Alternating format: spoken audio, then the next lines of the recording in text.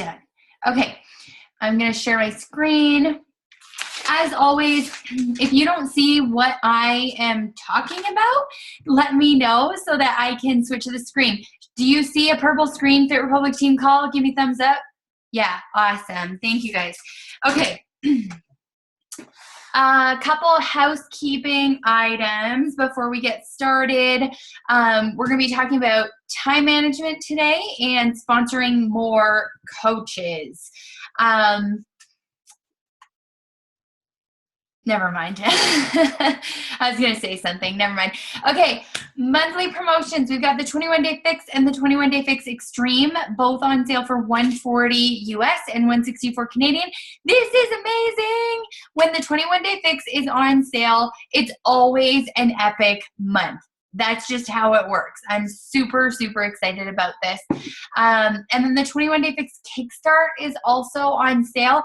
I am shocked at how many people end up ordering the kickstart. So I never used to talk about this option. Like I just didn't really tell my customers about it.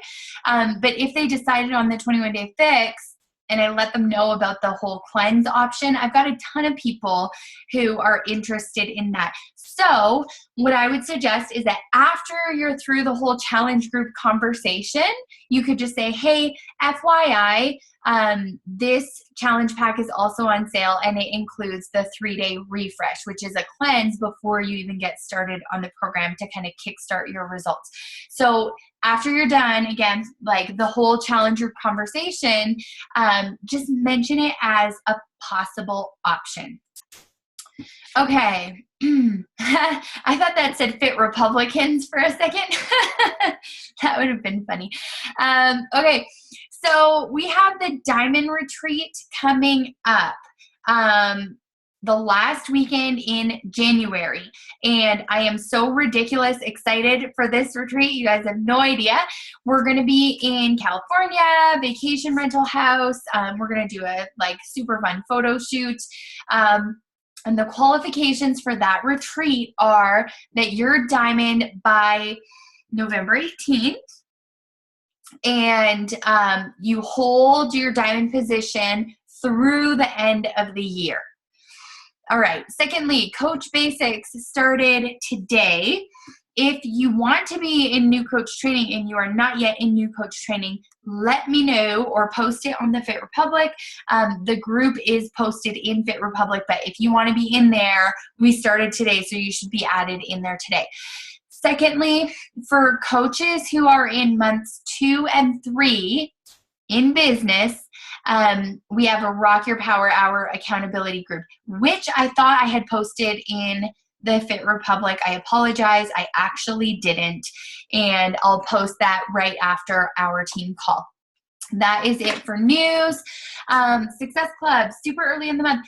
I tried to do the leadership ladder recognition, but apparently it takes a few days after the last of the month for them to update. So I don't even know where everybody is on the leadership ladder for October yet, but we'll talk about that when I'm back. Kathy's going to be leading next Monday's team call. Okay. So at Success Club 5, we have Cheryl, awesome. And with points on the board, this is awesome. This is a great showing for early in the month. Allie, Jamie, Sarah, Buffy, Karina, Paige, Tanny. I want to know if I'm saying that correctly. And Amelia are at Success Club 4. At Success Club 3, we have Katie. At Success Club 2, we have Michelle, Julie, Stephanie, Shelly, Elizabeth, Krista, Roseanne, April, Yolanda, Anna, Maud, Amy, Megan, Miranda, Casey, Erin, and Cheryl. Awesome job, guys. I wanted to say something and I forget. I'm not feeling well today, obviously, and things keep falling out of my brain. Hopefully I'll remember later. Okay, so I'm going to stop my screen share. I'm going to talk about firstly time management, and the most important things in terms of time management and how I get as much done as I need to get done without my life being beach body. And some tips and tricks that I use. And then also talking about building your team, sponsoring coaches, thereby building your income in your business. Firstly though, oh my gosh, guys, I started listening to the audiobook, The Entrepreneur Roller Coaster by Darren Hardy today. I am going to listen. Hold on. The pronunciation of that name. H is a W. Tawny. Sorry. That's a cute name. I like it. Okay. So the Entrepreneur Roller Coaster, seriously, guys, I wish that I would have had my hands on this thing when I started coaching. It would have been so valuable for me at that time. And it's still super valuable for me right now. And one thing that he said that I'm just going to mention real quick, because it's the last thing I heard, was that instead of reading 32 books in a year, go over 10 good ones over and over and over again. And seriously, that works for me. I absorb so much more doing it that way. So I'm going to listen to this book and take notes probably 3 times over before I even move on to anything else. It is incredible. And it's so funny. There's a section on hiring people, which doesn't really apply to us. But the whole rest of it, it seems like tailor-made for what we do. So I highly recommend. And in our Coach Basics group, I am going to even more highly recommend that everybody invest in that book ASAP. Okay, so something that he talks about in the Entrepreneur Roller Coaster is that in every dream job, like every dream career, 10% of it is like the dream, living the dream. The other 90% of it is doing all of the work to get to the dream. There are those like dream moments that happen. And for me, it's like when a coach on the team tells me that they've been able to afford something like a vacation for their family they wouldn't have been able to afford, or a challenger tells me that I've changed their life because of a challenge group and them getting fit. That's like, oh, that's amazing. Or my family paying for Disney last year, something that we hadn't been able to do for a really long time. That's totally part of the 10%, like, and recognition and accomplishments and all of that stuff. That's like the dream job stuff. But the 90% of the behind the scenes stuff is like real work. And sometimes it's hard and sometimes it's uncomfortable, right? And that's the reality. He compared it to Oprah and her job, and like 5% of it is the dream in front of the camera and like performing or whatever you would call it for Oprah. And the other 95% is the work that it takes to make that business happen. And I think it's the same in any career, but especially as an entrepreneur. Yeah. So 90% is like the hard, the discomfort, the sucky feelings that happen when people say no, and learning how to accept that, learning, going beyond your comfort zone and all of that stuff. And the failing, oh my gosh, my career has been built on failures, the whole thing. Okay, that sounds pretty nasty, hey? It's really not. It's really not. The whole reason that I started this in the first place was for my family and for a life of freedom. And for every one of us, we need to have a reason strong enough to push us through those uncomfortable periods, right? We have to have a reason. If it's freedom from your career, you don't want to have a boss anymore, or if it's like financial reasons for your kids, or for some people, it's having a community of like-minded people, like they're missing that in their lives. I was missing that before Beachbody, honestly. And we'll touch on that in a little bit, our whys, when we talk about recruiting. Okay, so I'm kind of debating on which to start with, if I should start with time management or with recruiting. I think I'll start with time management. Okay, so take some notes. I'm going to have some things that you're probably going to want to take with you or type in your phone or something like that for your notes. Firstly, I'm going to recommend, and I've talked about this before, I don't have my phone with me, there's an app called Pomodoro. and it's red, and you can set the amount of work and rest time, or like break time. It's a little work timer. And my career has become a lot more productive in a lot less time after I started using it. So I'm going to, firstly, I would like for you to kind of evaluate next time you start working, next time you do your Beachbody thing, actually take some time and, like, say you have an hour, for example, where did that time go? Like, how many times did you check notifications? How many times did you bounce between messages and the Fit Republic group because there was a notification, and going into your challenge group and answering a text message and all of that stuff, right? It takes a tremendous amount of discipline to only do one thing at a time. Maybe it doesn't for you, but that's my personality type. Multitasking is a farce. It is not true. Like, it's not possible. At least with what we do, it's not possible to effectively multitask and go from groups to notifications to messages to emails to your online office and be productive. I think an incredible amount of time is spent getting lost in notifications. And I know, for, like, I'm talking about myself, that was something that, like, I wasted like a ton of time on. So what I would like for you to do is actually measure how many productive minutes you had in your next work session. Like, producing activities, meaning messaging with people, inviting people, you like the personal development.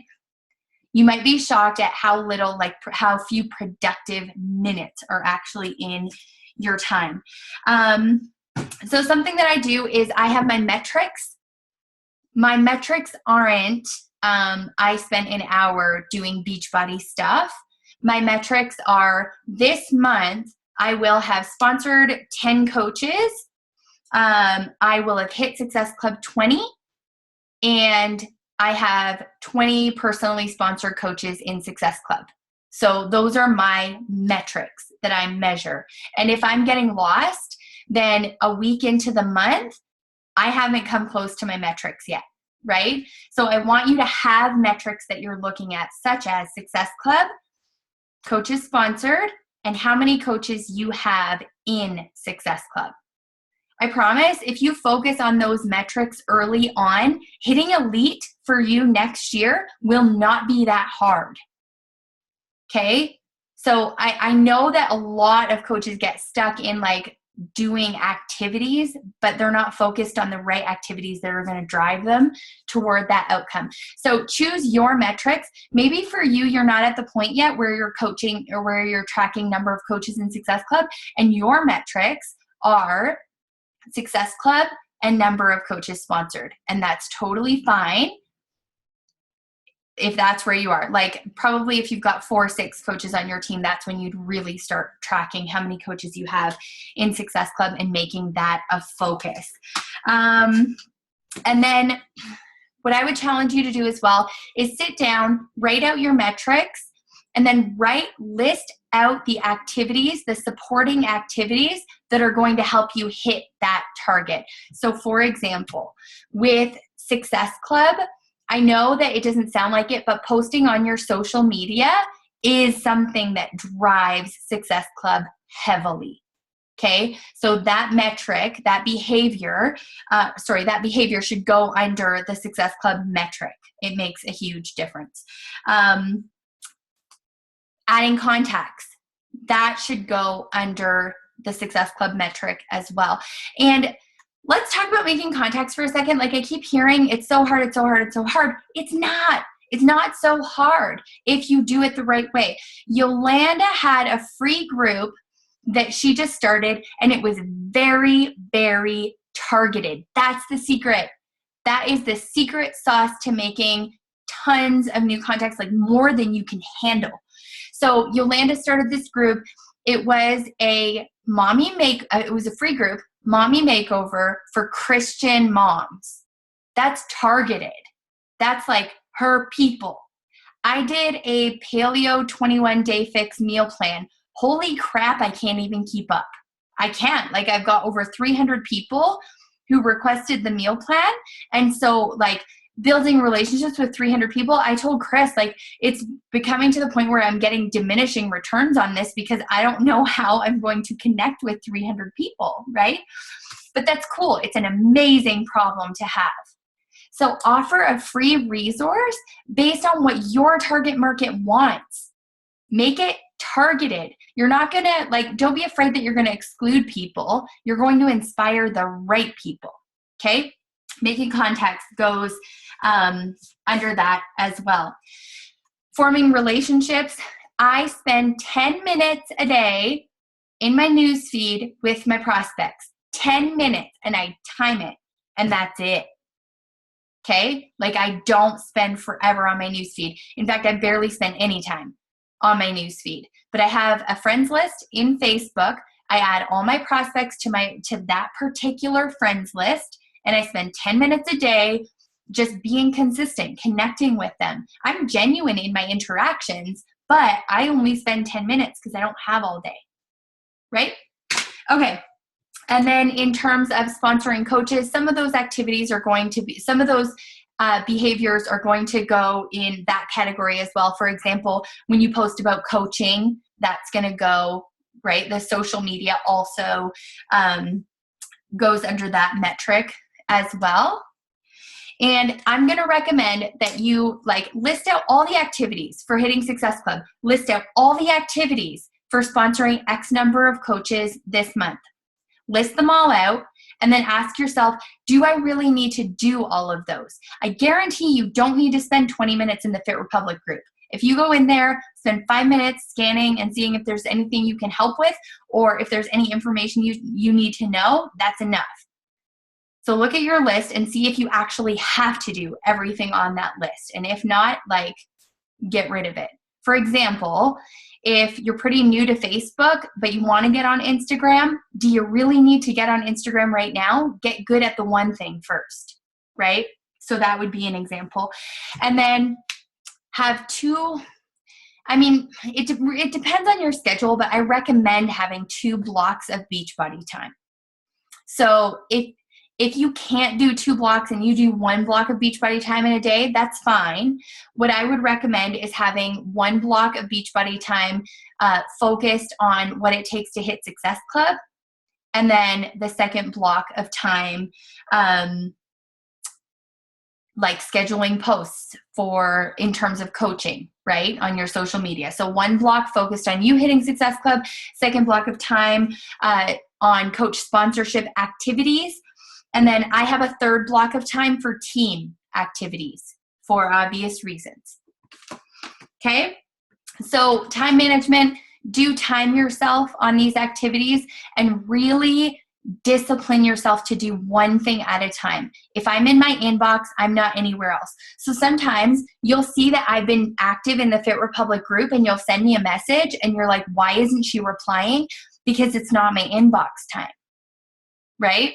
Or if I've just sent you a message and you ask me something in the Fit Republic group, I'm not going to reply right away because it's not my Fit Republic group time. Okay? So one thing at a time, multitasking, they're just kidding when they talk about that. It's not a thing. It's not a real thing. Unless you put laundry in and then go to make dinner. That's the only time it actually works. Okay.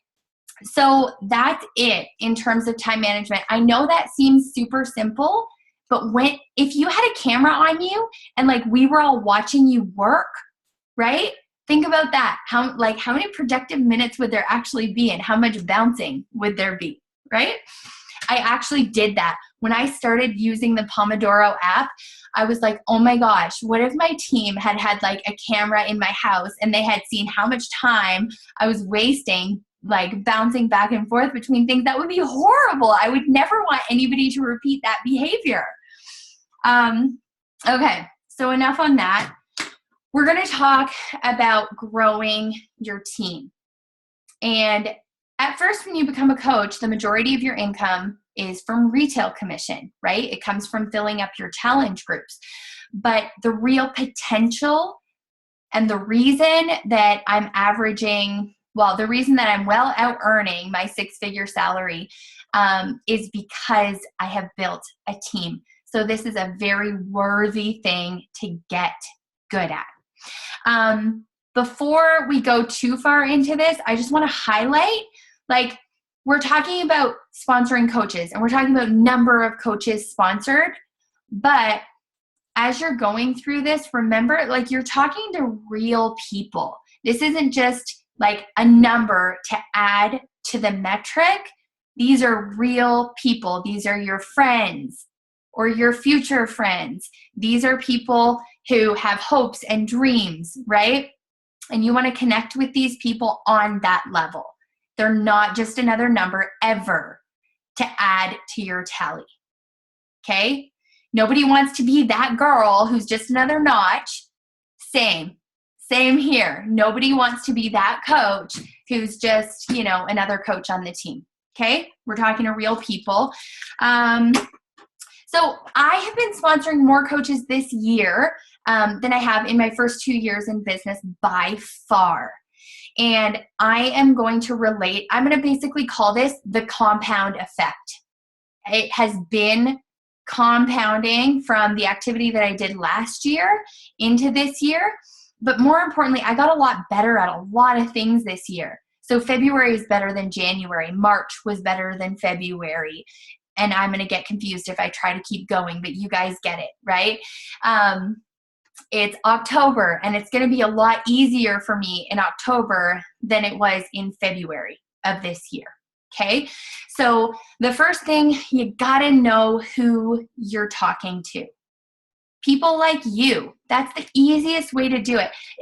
That's the easiest and most effective way to do it. People who are like you. If you've lost 20 pounds, talk to people who have 20 pounds to lose, or other people who've also lost 20 pounds, right?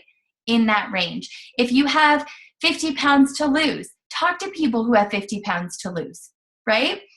It's so much easier to connect that way. And that way, when you post, it's really going to resonate with people. So I got good at that.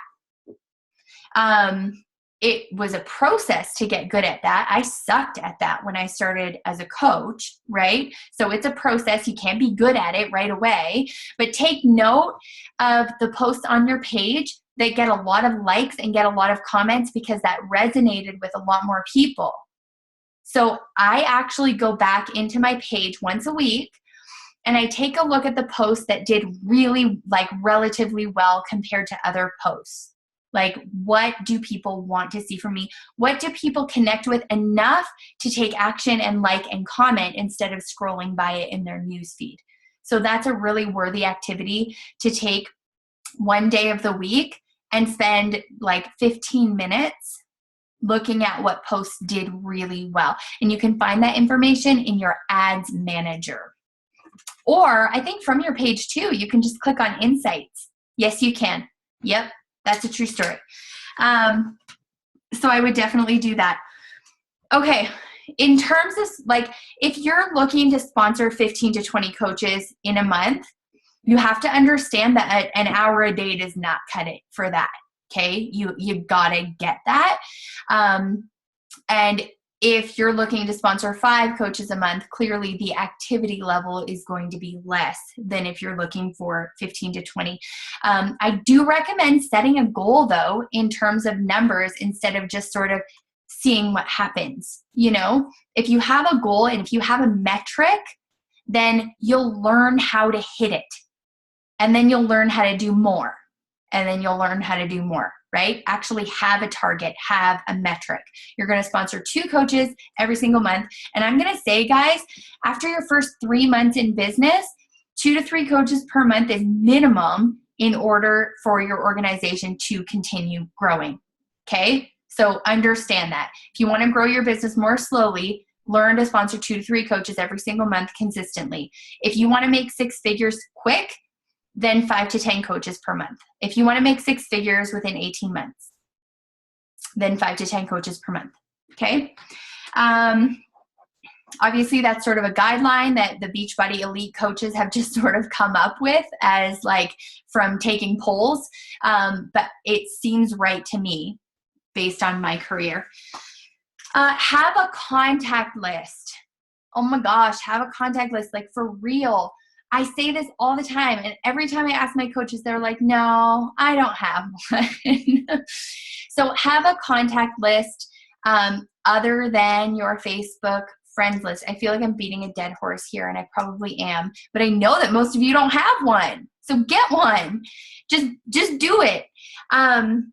Use your Facebook friends list to add to your contact list, certainly, but you should have a contact list so that you can track your interactions and you can track what's happened in that relationship.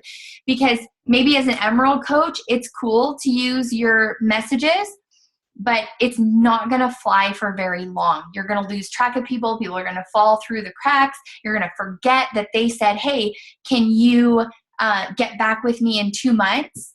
Can you get back with me in 3 months? I'm traveling to Europe for 3 months. Can you get back with me? You're going to forget. Okay. So have an actual contact list. I have a bit of a, I don't know if this is the best thing to do or not, but it is the best thing for me to do. I have a contact list in Google Documents, and I also have a paper hot list. So every month, at the beginning of the month, I have my page for my hot list for that month for coach prospects. Okay. So anybody who said to me last month that it wasn't the right time, they need to save up some money, like talk to me in a few weeks or next new coach training or whatever, they automatically roll over into my October hot list. Okay. And then your hot list is built throughout the month as you're inviting people. If you invite someone and they say, yes, I would like to learn more about that. Yes, I would like to attend your sneak peek. Yes, I'll be at the webinar. Those people go on your hot list because they're the ones who show interest. The ones who say no when you invite or like post and you have a bit of a conversation, the ones who say no, they go directly on your contact list because you're going to continue building that relationship. Okay. So hot list people are only people who showed interest for this month, and it makes it so much easier to keep track. So to give you an example, I had 54 people on my hot list the month that I sponsored, and I invited probably 150. I had 54 people on my hot list, and I sponsored 20 coaches that month. And there were lots of people who said, just not right now. You know, it was a future, like couple months after this or that, after summer or whatever. So I had a lot of people on my contact list who I'll touch base with again. But from my hot list and follow-ups and all of that, I sponsored about 20. So, yeah, contact list. You want to invite from your contact list before you post your coach post, whatever you're going to do. This month, I'm doing a coach happy hour for the team.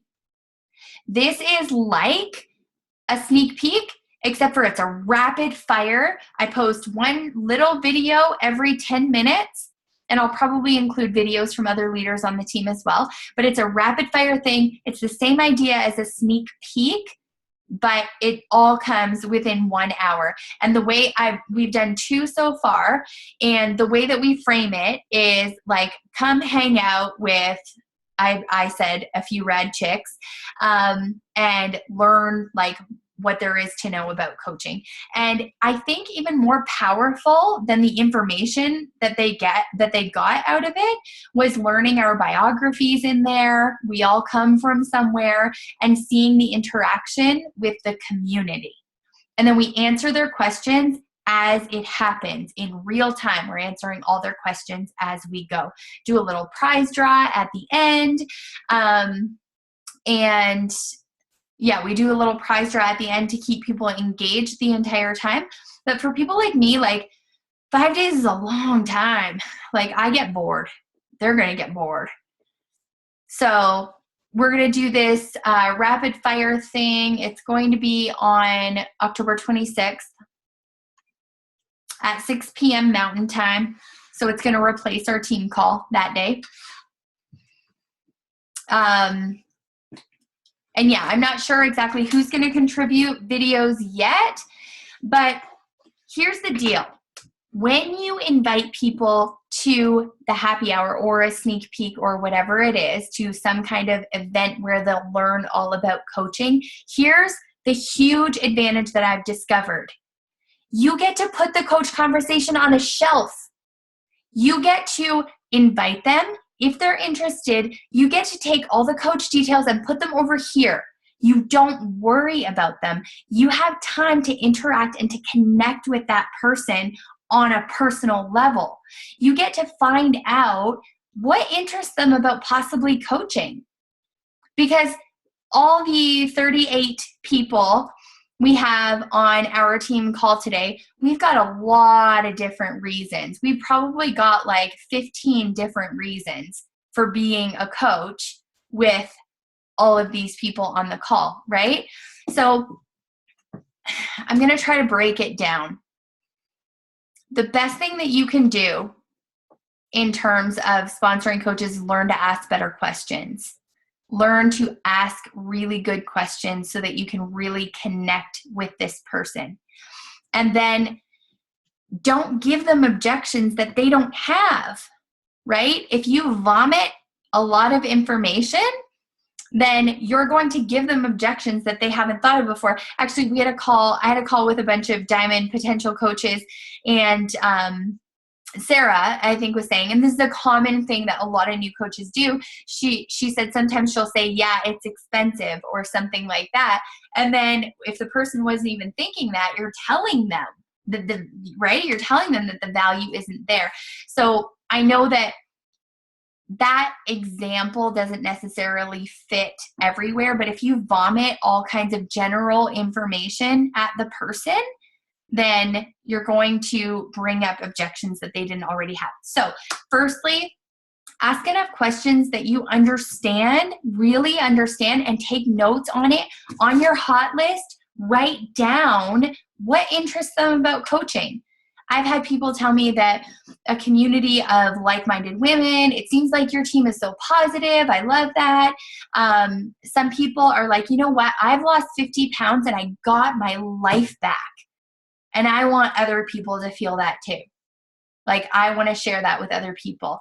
And then people like me, I wanted freedom from the corporate grind, and I wanted my kid to not have a Filipino accent. And I wanted more time with my family. And when I started coaching, do you know what I told my mentor? I said, you know what? I don't really like everything about coaching. There are things about it that I don't really want to do. But if I could have freedom in 2 years, I would clean toilets if I had to make that happen. And it's true. I would have. It doesn't pay well to clean toilets, though. So you got to figure out what it is. And obviously, the person that you're talking to isn't going to give you all of that information, right? But they will definitely give you clues. If you ask them, like, I'm curious, what interests you about coaching? If you were to decide that coaching was a good fit, like, what would you be excited about? Right? So you'll get clues as you go through the conversation. And also, again, it's an opportunity, golden opportunity, to put the whole, like, all the information about coaching to the side for a second so that you can relate as people and as friends, getting to know a new friend. I can't even tell you how valuable that's been for me since I started doing sneak peeks and this happy hour thing, as opposed to just inviting and having that conversation via message. Also, it doesn't hurt to visit their Facebook profile and see what's up with them, right? Learn about them. Learn a little bit more. Because that's stuff that you can talk about after the sneak peek as well. Okay, so you get to know them. The people who say no thank you when you invite them to the happy hour, they go on your contact list. Make note of this. Touch base with them within the next 2 weeks or so. Touch base with them, and if they mentioned a struggle in their fitness journey, search something on Pinterest to send them. It doesn't take a long time, right? Or just send a message to touch base. about something they posted on their profile or whatever. For everybody who says no, it's your job to continue building that relationship. And they need to understand that you do genuinely care about them as a person as well, right? So that is my recommendation. I actually had one of my girls, she posted on my PS group and she said, oh no, she sent me a Facebook message. And she just said, I want to thank you for like being so patient with me. I followed your page for such a long time and you never pressured me. Right? And now she's a coach. Yay. Right? So it's because I continue to build that friendship with her. Okay. All right. People who are on your hot list, they attend the sneak peek. Some of them will say they will attend the sneak peek and will not attend the sneak peek. And that's okay. You can still add them, or you can, when you follow up with them, if they said, oh, I ended up having to go wash my hair or whatever, you can let them know that the event is still there and they can go check out all of the details even after. Okay? So in your follow-up message, if they say they weren't there, they can still go back and check it out. And you can even tag them in like the 5 relevant videos as well. And then follow up. With the people on your hot list, it's all about the follow-up. I send a follow-up message 24 to 48 hours after our last interaction. Okay? And so for the first thing I do is ask them what they liked about it. Like, what did you like about it? Because it starts the whole thing off on a positive note. Ask what they liked and you can go in that direction.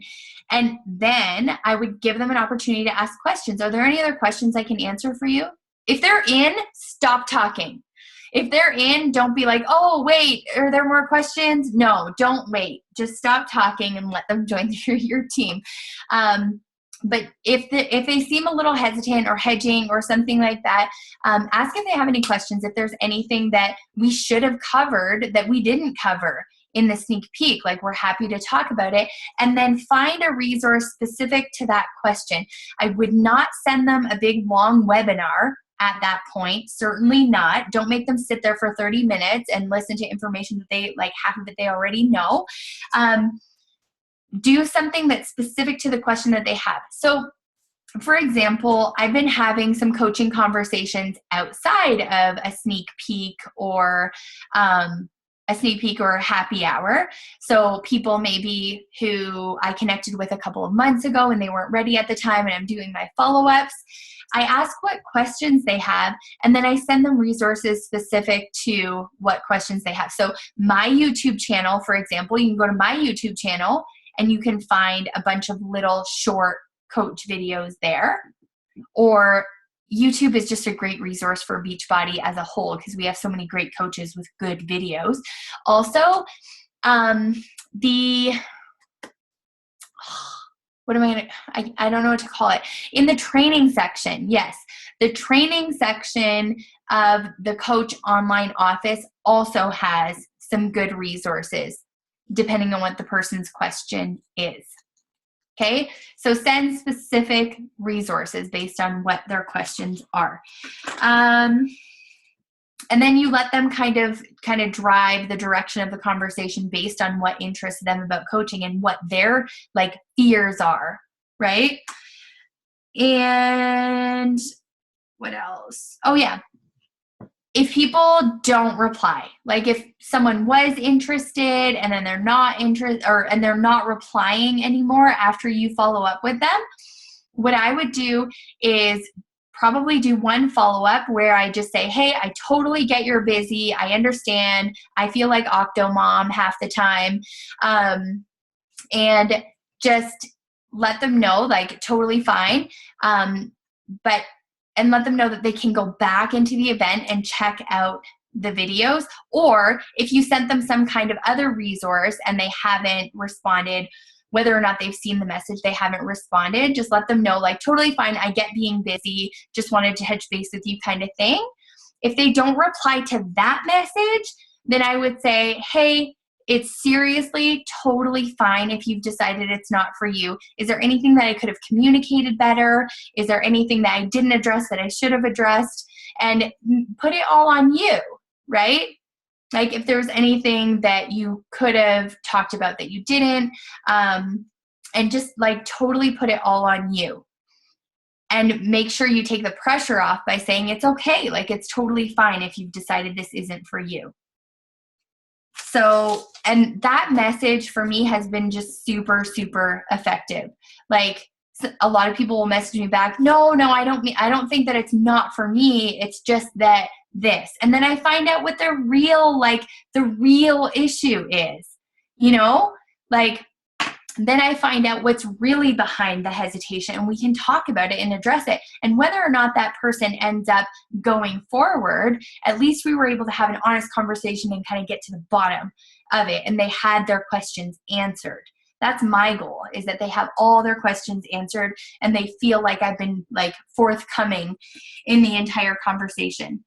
Something really important to note: when you have that initial follow-up conversation, I should have said this earlier, when you have that initial follow-up conversation, you can connect their why or their hint of why that you got in that conversation to the solution.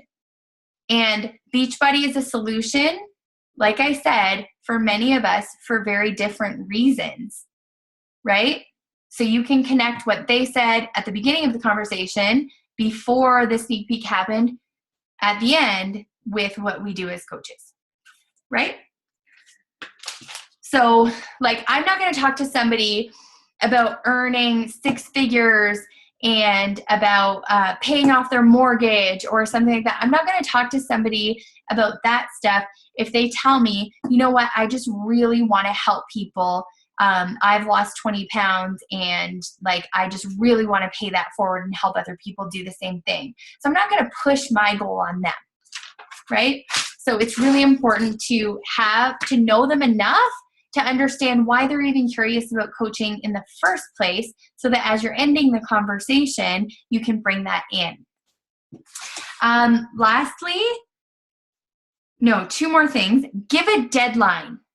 So after we have the coach happy hour, it's going to be on the 26th. It's a one-day thing. Again, we have new coach training starting on the first Monday of November, right? So let them know that this is the timeline, okay? And that makes a huge difference. That makes a huge difference for people like putting it off and putting it off and putting it off if they know that new coach training begins on that Monday. Actually, just talking about that, I just kind of like, I'm kind of hedging a little bit because I'm not sure if that's enough time. Like from one Monday to the next. I'm almost thinking we should rather have our sneak peek on like the 19th to give people more time to get into the new coach training. What are your thoughts, team? Yes, I'm seeing nods. Yeah. Okay, let's scratch that. It's going to be on October 19th because I really do feel it's going to be beneficial to give people more time. Because sometimes people need to wait for a payday or something like that, right? So let's do that. I'm just going to write it down.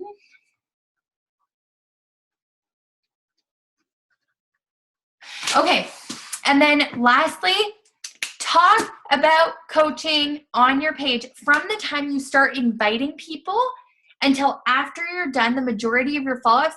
Talk about coaching. It doesn't have to be like, come join my team and this whole big, huge, like tear-jerking story. It can be little things. Like I went to Lululemon and paid for my pants with my Beachbody paycheck. Boom.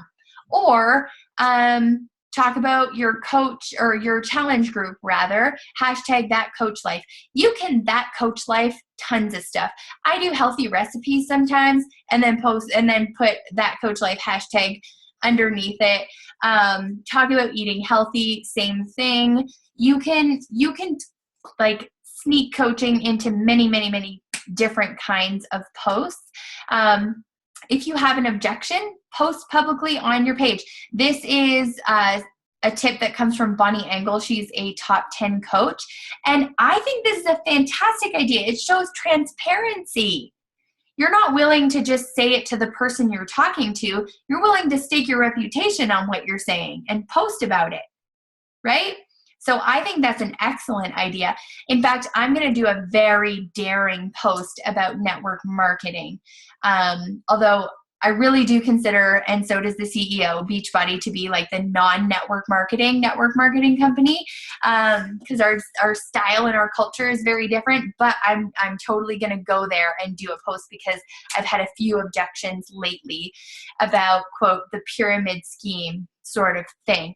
So do post about your objections. Talk about like the cost of Shakeology. Maybe you thought it was ridiculous expensive too when you started. Why is it worth it to you? That kind of thing. So what you put out there on your social media, I have learned this year, what you put out there on your page and on your profile as you're going through this recruiting process can nudge somebody in the right direction. Something you say can hit home. Maybe this is for me. Hey, maybe if she can do it, I actually could do it too, right? Okay, that is it for my